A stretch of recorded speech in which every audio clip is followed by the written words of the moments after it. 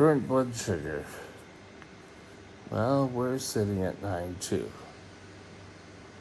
Pretty good. Still under 10. I have 4.9 units of insulin left.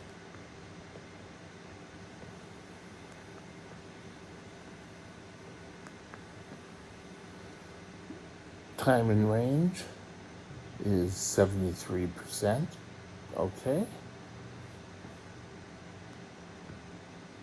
And here we are taking a look at we got above 25%, in range 73, and below 2, and Smart Guard is 7%, or 100%, 7%. Poof. Now, today I want to discuss games that we play. Yeah, trust me, I have quite a bit of information in this topic. So sit down, grab your cup of coffee, tea, and we'll be right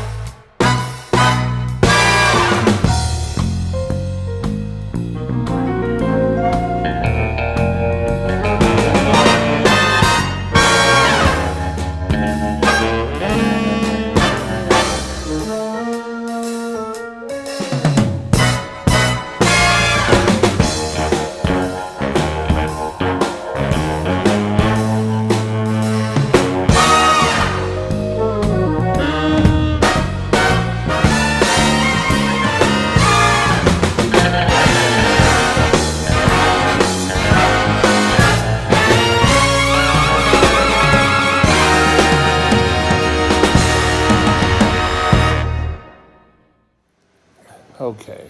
I kind of hate the term games that we play, or T1Ds play. Games. It wasn't a game. It was sort of like, how can I be sneaky about, am I watching blood sugar?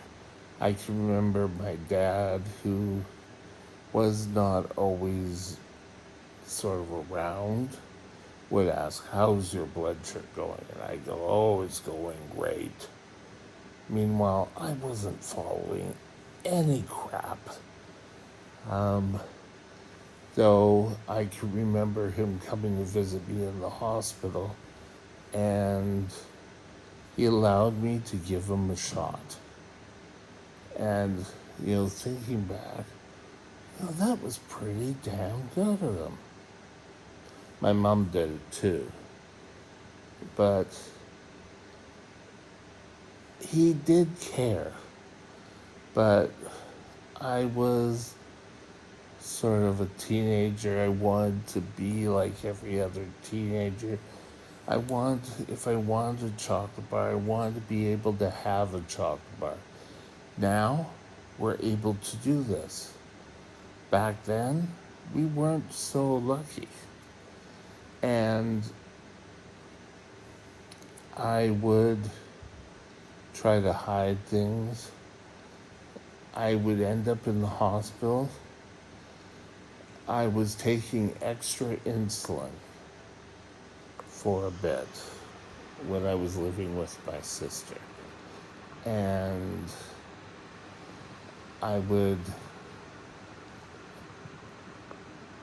on the back of the bus, I would take a shot heading home because I'd have a chocolate bar or something.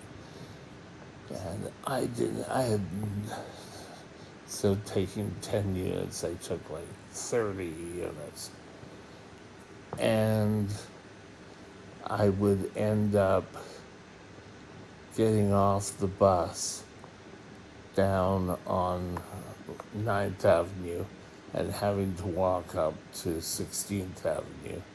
And by the time I got there, I was drenching in sweat. But I would eat too much, I would always have any extra money I got. I would always think, I want to get a hamburger. I could stop off at Cambie Street in Vancouver and get a hamburger and eat that on the way home. And then I wouldn't have problems. But my blood sugars were through the roof. And then the hemoglobin A1C test came available.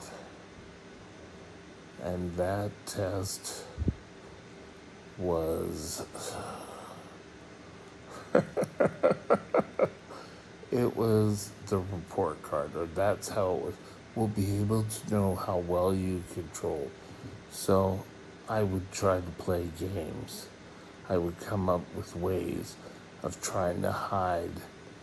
I would forget to take the test. Oh, I lost the rec. I never got the rec.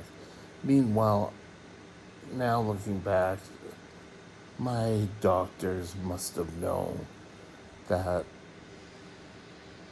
I didn't do what I needed to be doing.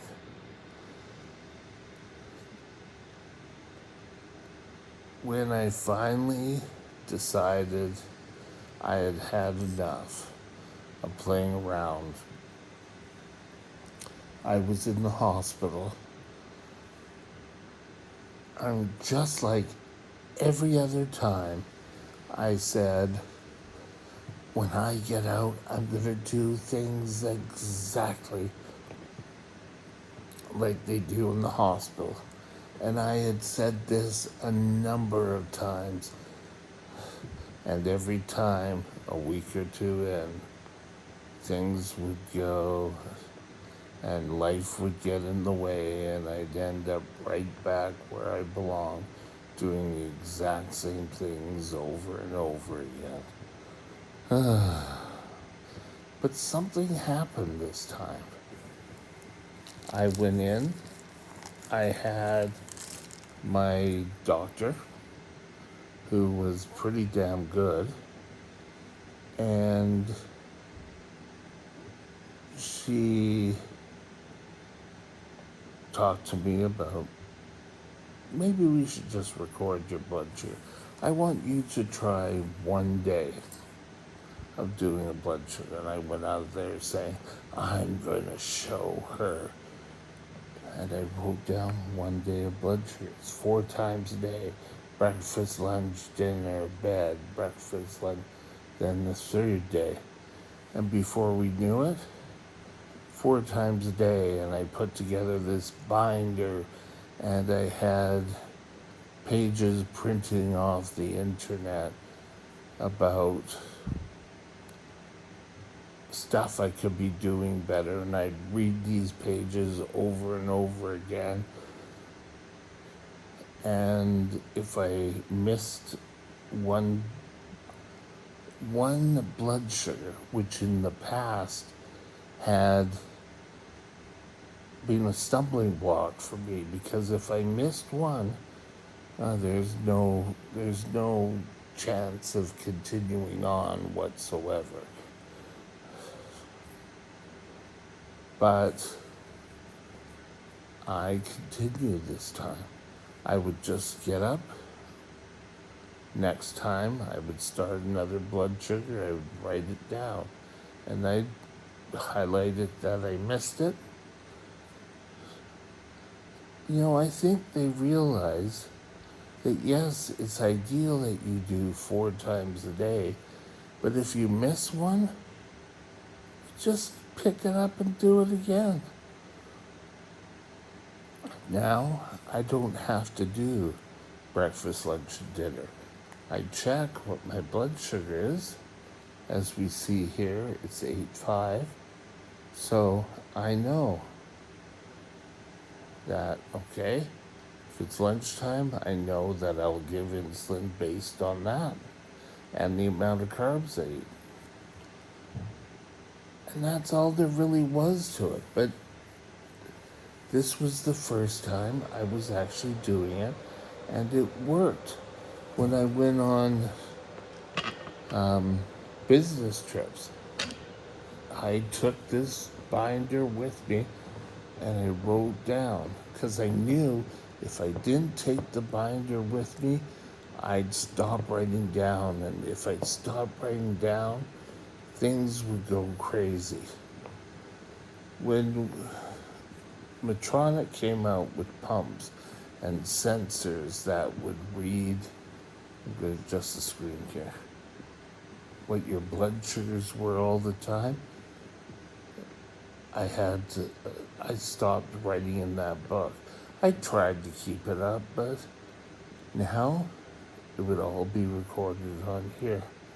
So now I just really kept watching it. There are times, a couple of days, where I don't follow what I'm really supposed to be doing. But I don't play around. Like, I don't just take insulin for the sake of taking insulin. I would only take insulin when either prescribed by the doctor or the pump suggests I take insulin. I don't sit here and go, now I'm going to take some insulin because this is a way I can hide it from my dad, my mom, school teachers. And I'd have little kind of little sparks of control. At one point, I typed out a diabetic pages, and I typed it all out and I gave it to all my teachers. That's when I was in Edmonton. And once my German teacher sent me home from school because she saw I wasn't feeling well, and she asked what my blood sugars were. That was the first teacher I ever really had asked that. And I said, oh, they're a little bit higher. But I just said they were higher. Lord knows I didn't do anything, drank Coke but it was miraculous. I don't want to get into specifics of what sort of games we played because I don't want you to go out and do what I did. I want you to try to follow the best that you can. Now, how do you go about doing the best you can? What changed this last time back in, oh God, I would say I was 24.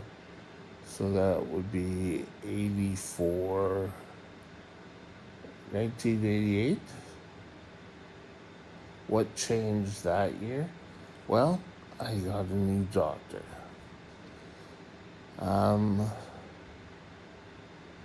She sort of challenged me to do the best, and I took out that challenge. I just record one day at a time, one blood sugar at a time, one meal at a time, counting carbs. And it's felt like a whole weight had been lifted from my shoulders when I stopped having to pretend what my blood sugars were or how much I ate. I can remember it was a Thanksgiving, I think, and I wanted more turkey. And my mother said, well, you're only allowed 4 ounces. And I said, no, I count carbs now. Well, that's not the way you were trained. You know which way you were trained. And I think I finally said to her, times change.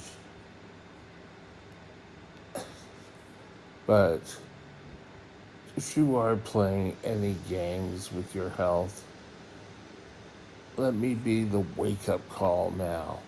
Stop it. Find a way that diabetes can infiltrate your life and a better way of controlling your blood sugars. Learn how to count carbs. Take your insulin as prescribed. If you have a low, maybe talk to your doctor about how you can come up and correction. That's, sorry, itchy. That's the big thing. I was finally able to control my own blood sugars. If I had a high for 3 days, I knew how to correct it. If I had low, I'd also knew how to correct it. I don't know if all of a sudden overnight I matured, but since that day I've done the damnest to try to stay in good control. Doesn't mean I always do, but I'm a hell of a lot better now than I was before. And every day is a different challenge. But I don't play games anymore. I've had my fun with that. That's over. That's gone. And hopefully this will stop you from playing games if you are. With that, have a super day and we'll talk again soon.